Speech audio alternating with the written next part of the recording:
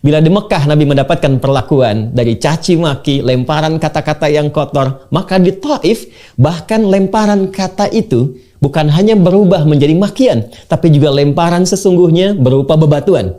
Betapa Nabi SAW mengalami situasi yang menyakitkan, ya bukan hanya kepada batin kalau kita tarik kepada situasi kita saat ini, tapi kaki beliau terluka. Zaid bin Harithah menjadi tameng sampai kepala bagian belakangnya pun kemudian terluka. Dan keduanya memutuskan untuk mundur sejenak, beristirahat di satu kebun kurma milik dua anak dari seorang bernama Rabi'ah. Dan disinilah kisah dan hikmah bermula, pengantar pada peristiwa pertama yang mengantarkan pada Isra dan Mi'raj.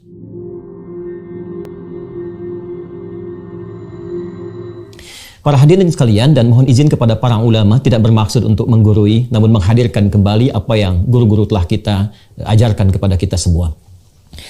Peristiwa Isra Mi'raj bagian pertama diawali pada tahun ke-10 dari kenabian Rasulullah SAW. Bukan ke-10 Hijrah, tapi 10 kenabian dari Rasulullah SAW saat dilantik menjadi Nabi dan Rasul. Diawali di bulan Ramadan, saat wafatnya Sayyidah Khadijah radhiyallahu taala anha. Pun demikian wafatnya paman Nabi tercinta Abu Talib. Wafat paman dan istri tercinta ini yang sejatinya sudah dipahami dan diketahui oleh kita semua bahwa keduanya adalah tameng terdekat Rasulullah SAW dalam berdakwah.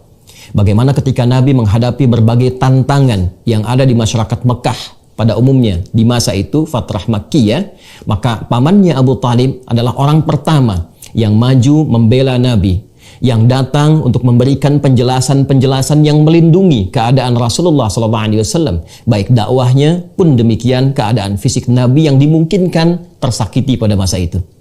Bila pun ada kesulitan di luar ketika menyampaikan risalah, maka pulang ke rumah. Di rumah pun Nabi SAW mendapatkan pencerahan, perlindungan yang menenteramkan, rasa kasih yang mendamaikan, bukan hanya dari keadaan di luar yang mendapatkan boleh jadi intimidasi, serangan-serangan, persekusi, tapi bahkan tatkala mendapati awal perjumpaan dengan malaikat Jibril alaihi salam saat menerima puncak wahyu itu, maka Sayyidah Khadijah adalah sosok yang paling menenangkan, yang paling mendamaikan, yang paling menguatkan. Jadi di luar ketika Nabi mendapatkan gangguan, ada tameng dari pamannya Abu Talib, dan di dalam rumah ketika membawa kegelisahan, ada pendamai yang menenteramkan, yang berwujud sosok istri yang paling dicintai, yaitu Sayyidah Khadijah radhiyallahu taala anha. Di waktu yang bersamaan, tahun ke-10 Hijrah itu, keduanya wafat di tahun yang sama, kembali kepada Allah Subhanahu wa taala. Nabi SAW tentu diliputi oleh rasa kesedihan yang mendalam, rasa duka yang sangat luar biasa, sampai para sejarawan sepakat menjadikan tahun ini sebagai tahun kesedihan dalam sejarah Islam, dinawai dengan Amul Huzni. Dalam keadaan demikian, maka Nabi menghadapi satu realita.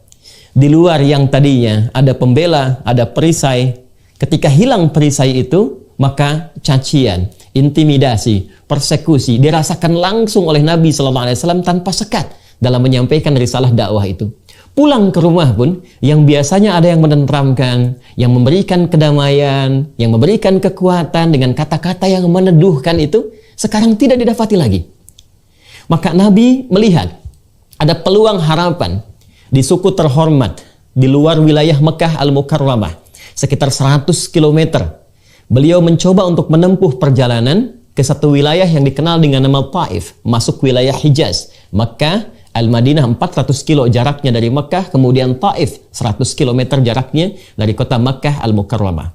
Beliau berharap ada satu suku yang terhormat bernama Bani Thaqif, yang diharapkan bila di Mekah ditolak, maka penduduk Taif khususnya dari Bani Thaqif bisa menerima dakwah Rasulullah SAW, bisa menjadi penopang, pemberi kekuatan, pemberi perlindungan dari risalah dakwah yang tengah beliau jalankan. Lalu diajaklah kemudian menyertai anak angkat beliau pada masa itu, yaitu Zaid bin Harithah, untuk menemani risalah dakwah Nabi SAW keluar sementara waktu dari Mekah, menghindari konflik sosial yang bahkan serangan-serangan muncul pada masa itu, dan berangkatlah berjalan kaki. Kita garis bawahi, berjalan kaki 100 km ke wilayah Taif. Namun apa yang terjadi? Ternyata Masya Allah ketika sampai di Taif, harapan yang membumbung tinggi itu, yang diharapkan dakwah bisa disambut dengan ketenangan, kenyamanan, penerimaan yang baik, tapi ternyata asa yang dihadirkan tidak sesuai dengan kenyataan yang dihadapi, realita yang muncul. Ternyata alih-alih penduduk Taif, khususnya Bani Thaqif yang diharapkan datang menyambut dengan kehormatan, ternyata mereka merespon dengan tindakan-tindakan yang bukan hanya mengecewakan, tapi bahkan menyakiti. Bila di Mekah Nabi mendapatkan perlakuan dari caci maki, lemparan kata-kata yang kotor, maka di Taif bahkan lemparan kata itu bukan hanya berubah menjadi makian, tapi juga lemparan sesungguhnya berupa bebatuan. Betapa Nabi SAW mengalami situasi yang menyakitkan, ya bukan hanya kepada batin kalau kita tarik kepada situasi kita saat ini, tapi kaki beliau terluka. Zaid bin Harithah menjadi tameng sampai kepala bagian belakangnya pun kemudian terluka. Dan keduanya memutuskan untuk mundur sejenak, beristirahat di satu kebun kurma milik dua anak dari seorang bernama Rabi'ah. Dan disinilah kisah dan hikmah bermula, pengantar pada peristiwa pertama yang mengantarkan pada Isra dan Mi'raj. Ketika beliau sedang istirahat itu, maka malaikat Jibril diperintahkan oleh Allah Subhanahu wa taala untuk menyampaikan pesan kepada malaikat penjaga bukit di Taif itu. Mintakan kepada Muhammad sallallahu alaihi wasallam, Sayyiduna Rasulullah, mintakan apapun yang diminta, taati. Di sini titik pembelajaran yang penting untuk kita semua, Bapak dan Ibu sekalian. Seperti telah kita ketahui, ketika sampai malaikat penjaga bukit itu dan menyampaikan, ya Rasulullah Muhammad sallallahu alaihi wasallam, apa yang engkau perintahkan, aku taati.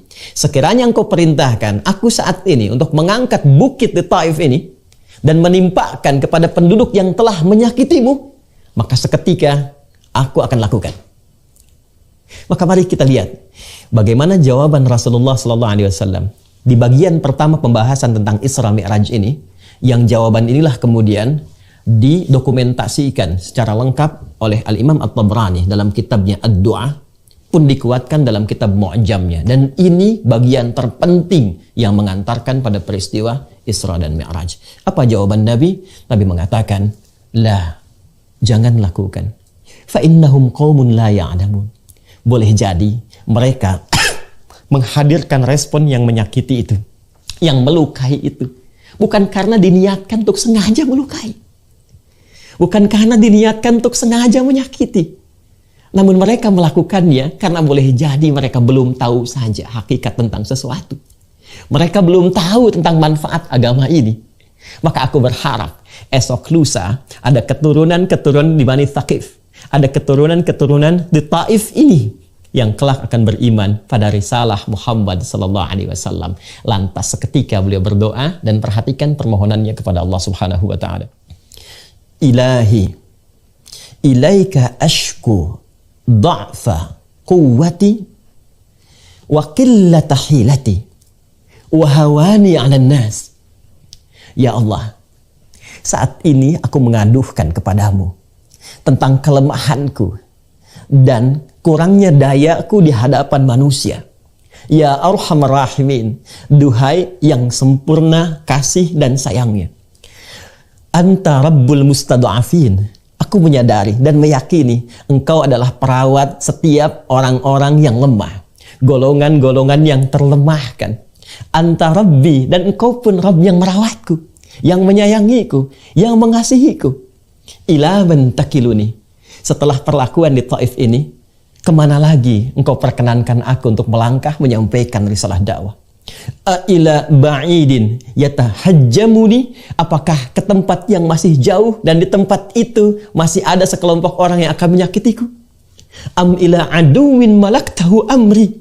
Atau tempatnya masih dekat, yang ketika aku sampai ke tempat itu masih ada orang-orang yang tidak suka kepadaku lantas akan menyakitiku lagi.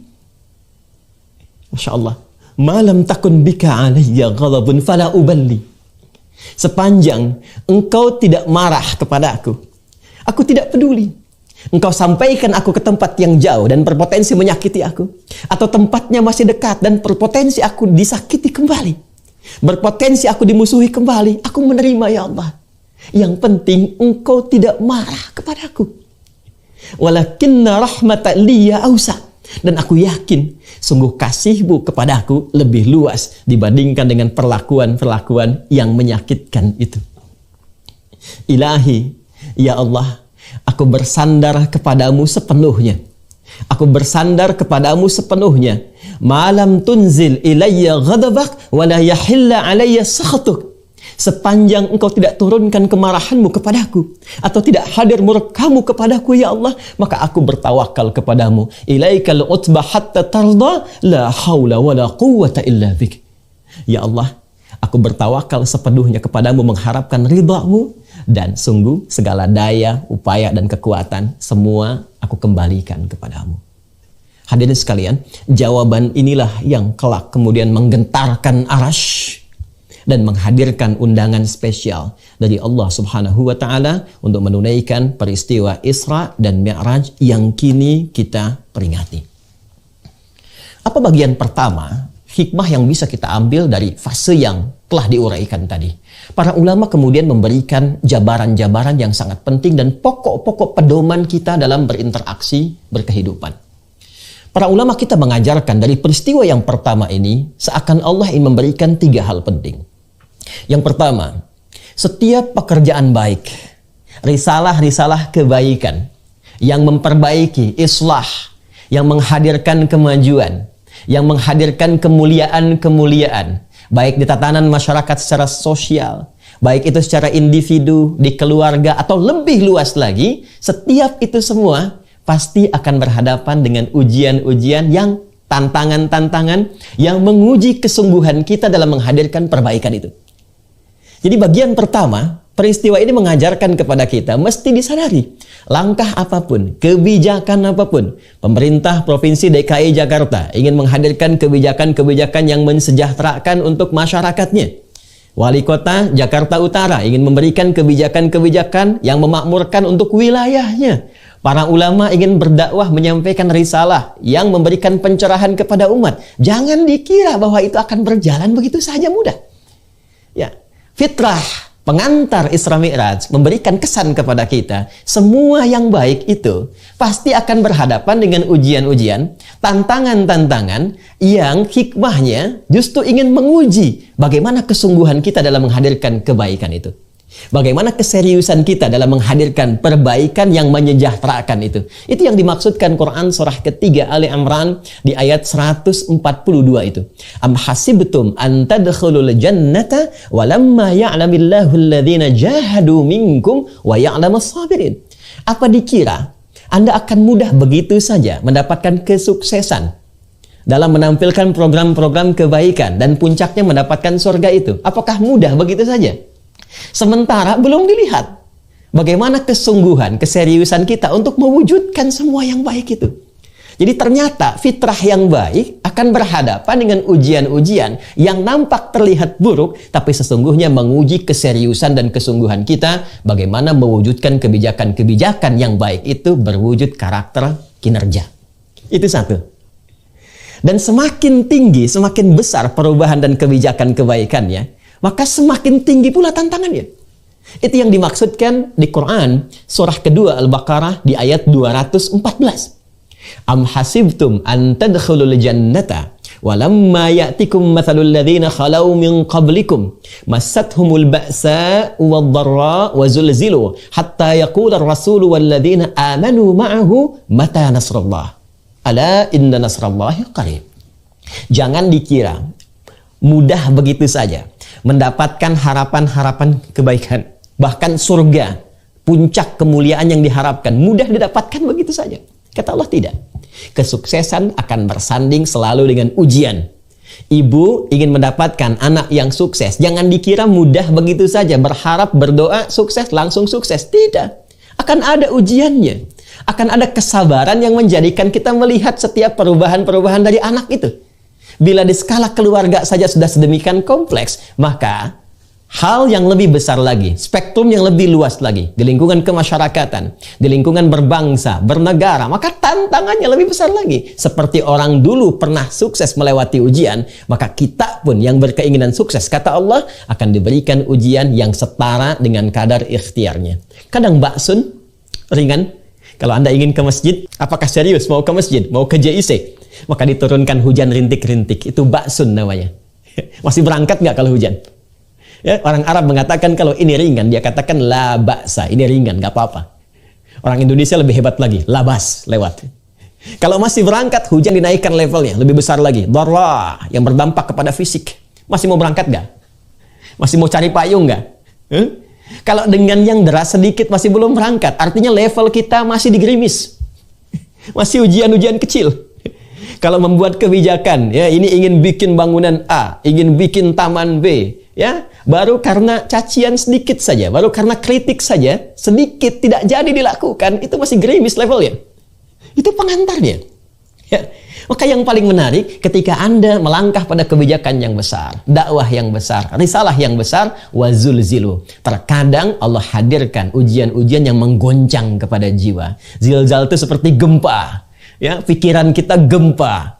Bagaimana merencanakan ini? Tantangannya lebih besar. Hati kita gempa. Kadang-kadang malam nggak bisa tidur. Ya, ada pekerjaan di suami di kantor jadi bermasalah. Pulang ke rumah istri jadi pikiran. Itu zilzal, gempa. Ya, wazulzilu. Ya, normal. Rasul pun mengalami itu. Hatta yaqula Rasul walladzina amanu ma'ahu mata nasrullah. Rasul mengalami itu. Nabi mengalami itu. Karena fitrah kesuksesan yang besar akan menghadirkan fitrah ujian yang menguji kesungguhan kita untuk mewujudkan segala kebesaran yang diharapkan itu. Itu bagian yang pertama. Bagian yang kedua masih dalam segmen pertama, Pra, Isra, dan Mi'raj. Pelajaran ini mengantarkan kesan kepada kita bahwa bagaimana sikap Rasulullah SAW melihat secara proporsional dan elegan segala respon yang beliau terima dalam menyampaikan risalah kebaikan itu. Tadi kita katakan, tidak semua orang-orang yang berhadapan dengan kebijakan kita, baik di pemerintahan misalnya, atau bahkan dalam dakwah ketika menyampaikan, boleh jadi nggak semuanya sependapat. Dan di antara yang tidak sependapat itu, mungkin boleh jadi akan mencibir, boleh jadi akan mencela, boleh jadi akan mengkritik.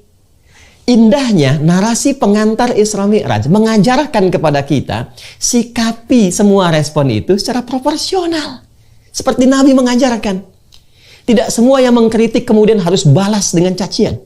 Tidak semua yang memberikan masukan-masukan walaupun tidak menyenangkan, lantas kemudian kita respon dengan tindakan yang kontraproduktif. Tidak. Ya, perhatikan bagaimana Nabi merespon. La, fa innahum qaumun la ya'lamun. Itu yang hilang sekarang di kita. Di spirit Isra Mi'raj mengantarkan kita untuk berpikir dengan jernih, membangun ukhuwah, bukan terpecah belah. Mencintai bukan menyakiti, merangkul bukan memukul. Ini satu fenomena yang kita hadapi sekarang ini. Bagaimana masyarakat terpolarisasi secara luas. Ya, saling mencela satu dengan yang lainnya. Padahal ayatnya kita hafal. Ya ayyuhalladzina amanu, Quran surah 49 itu. Di ayat yang ke-11. Hei orang-orang yang masih merasa punya iman. La yaskhar qaumin qaum. Jangan saling mencela. Berapa banyak sekarang celaan kita dapati dalam kehidupan. Di media sosial. Ya. Dalam kehidupan kita secara langsung. La yaghtab ba'dukum ba'dha. Jangan bikin hoax. Sekarang kita dapati, jangankan masyarakat biasa. Para ulama dipertentangkan Kiai A dengan B. Ormas A dengan Ormas B. Pihak A dengan B. Itu realita yang sekarang kita hadapi. Dan spirit Isra Mi'raj yang kita peringati saat ini seharusnya menjadi solusi untuk itu. Itu yang dimaksudkan Quran. Surah ke-41 Fussilat. Di ayat yang ke-34 itu. Wala tastawil hasanatu wala sayyi'ah. Idfa' billati hiya ahsan. Ya, enggak sama yang baik dengan yang buruk itu. Kalau ada keburukan kita dapati dari respon itu, maka hadirkan respon yang elegan. Jangan dibalas buruk dengan yang buruk lagi. Kalau mampu balas dengan yang baik, kata Allah. Kalau yang satu mencela, dibalas dengan celaan, maka apa bedanya dengan celaan yang pertama? Celaan itu hanya akan keluar dari lisan yang pulsanya pulsa celaan. Kalau memang sudah tercela, kenapa harus dicela lagi?